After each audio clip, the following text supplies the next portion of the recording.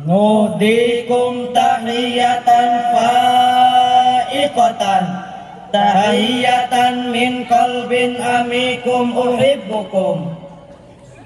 Bismillahi masyaallah, la yasunu khairan illallah. Bismillahi masyaallah, la yansuhu illallah. Bismillahi masyaallah, ma kana bi ni'matin faminallah.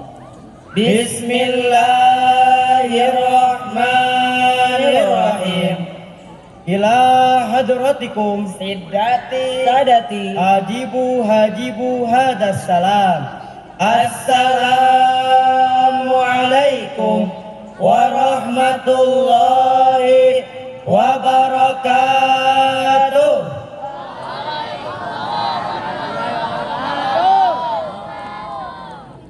Yang terhormat Ketua Yayasan Pondok Pesantren Pembangunan Sumur Bandung, Kiai Haji Ari Gumanti, Esos MPD. Yang kami hormati Kepala Bidang Tarbiyah Pondok Pesantren Pembangunan Sumur Bandung, Dr. Andes Haji Komar Abdul Jamil. Yang kami hormati Kepala Bidang Dirosa Pondok Pesantren Pembangunan Sumur Bandung, Ustadz Ruslan Asy'ari SPDI. Yang kami hormati Kepala Bidang Asrama Pondok Pesantren Pembangunan Sumur Bandung, Haji Asep Dadang SPDI. Yang kami hormati Asatid wal Ustadzah Pondok Pesantren Pembangunan Sumur Bandung.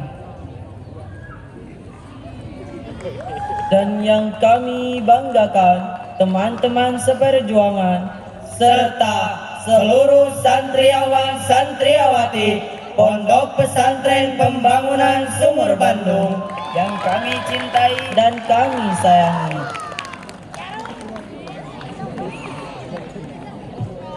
Alhamdulillahilladzi ja'alal qalam lil kitabah wal kitabah lil qiraah wal qiraah lil ma'rifah wal ma'rifah lil ibadah wal ibadah lillahi ta'ala.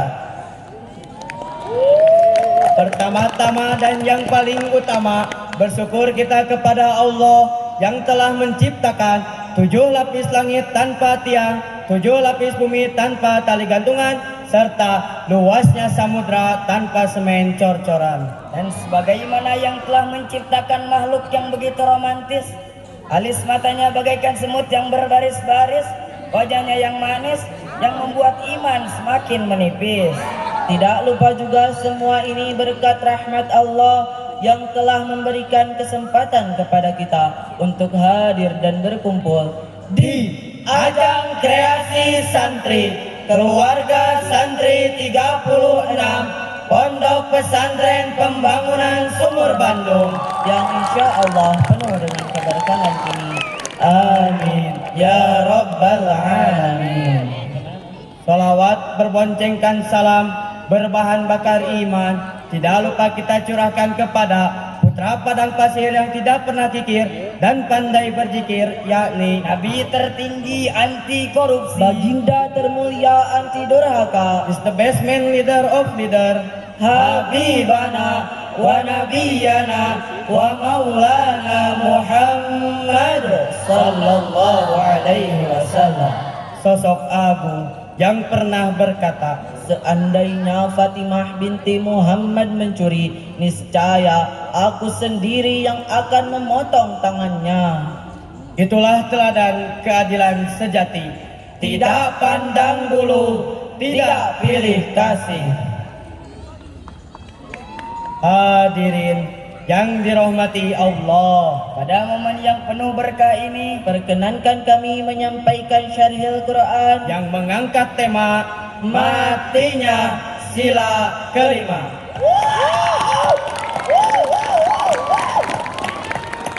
Allah Subhanahu wa taala berfirman dalam Quran surat An-Nahl ayat 90 yang berbunyi, A'udzu billahi minasy minasyaitonir rajim.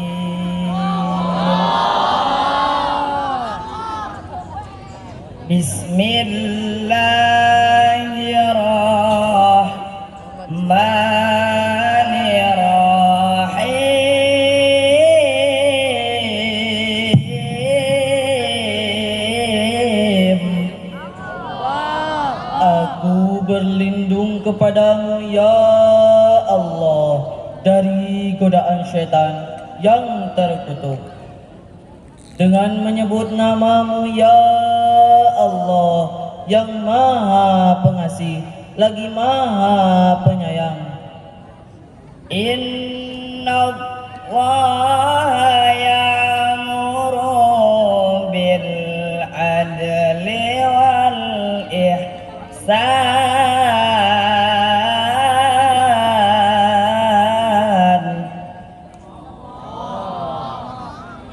wa ita'i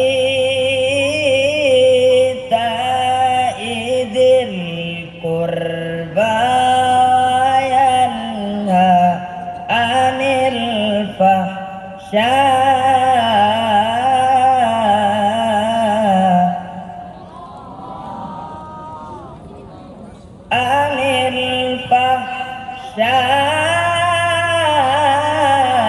wal munkari wal baghi ya'idukum la'allakum tadhakkarun.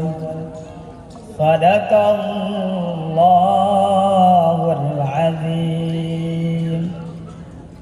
Sesungguhnya Allah menyuruh kamu berlaku adil, berbuat kebajikan, memberi kepada kaum kerabat, dan Allah melarang dari perbuatan keji, kemungkaran, dan permusuhan. Ia memberikan pengajaran kepadamu agar kamu dapat mengambil pelajaran. Ayat ini menegaskan bahwa keadilan adalah pilar utama dalam kehidupan bermasyarakat. Keadilan bukan hanya ajaran agama, melainkan juga nilai luhur bangsa Indonesia yang termaktub dalam Pancasila, khususnya sila kelima, keadilan sosial bagi seluruh rakyat Indonesia. Namun hadirin sekalian, realita yang kita hadapi sungguh memprihatinkan. Sila kelima seakan hanya menjadi tulisan indah tanpa aksi nyata. Ketika korupsi merajalela, ketika si kaya makin kaya dan si miskin makin terhimpit, ketika hukum tajam ke atas tetapi tumpul ke bawah, disitulah kita dapat menyaksikan matinya sila kelima. Bukankah Nabi Muhammad sallallahu alaihi wasallam telah mengingatkan, sesungguhnya binasa umat sebelum kalian karena apabila orang terpandang mencuri, mereka biarkan, dan apabila orang lemah mencuri, mereka tegakkan hukum atasnya. Hadis riwayat Bukhari Muslim. Hadis ini menunjukkan bahwa keadilan harus ditegakkan tanpa pandang bulu. Hadirin yang dirahmati Allah, matinya sila kelima berarti matinya kepedulian terhadap rakyat kecil. Petani kehilangan lahan, Buruh tak dihargai, anak-anak tak mendapatkan pendidikan yang layak, sementara segelintir orang bergembira ria dan menumpuk harta tanpa batas. Inilah penyebab kesenjangan sosial semakin melebar dan persatuan bangsa semakin rapuh. Oleh karena itu, umat Islam dan bangsa Indonesia harus menegakkan keadilan bukan hanya dalam kata-kata Tetapi dalam tindakan nyata. Jika keadilan benar-benar ditegakkan, maka sila kelima akan hidup dan menjadi cahaya bagi bangsa ini.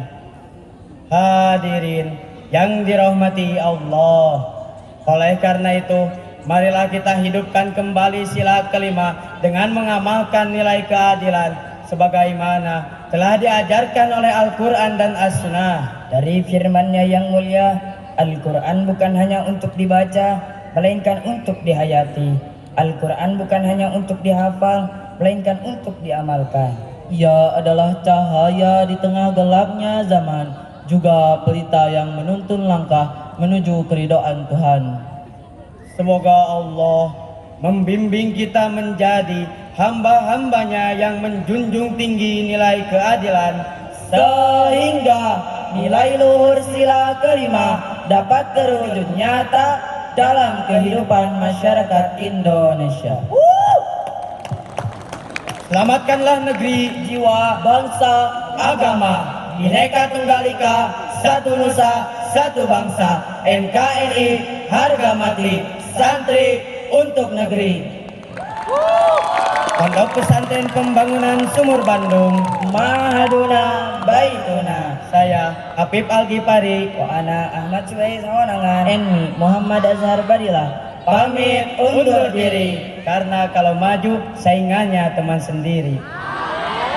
Undur man qala Wala tandur man qala Wallahul muwaffiq ila aqwamit thariq. Wassalamu alaikum warahmatullahi wabarakatuh.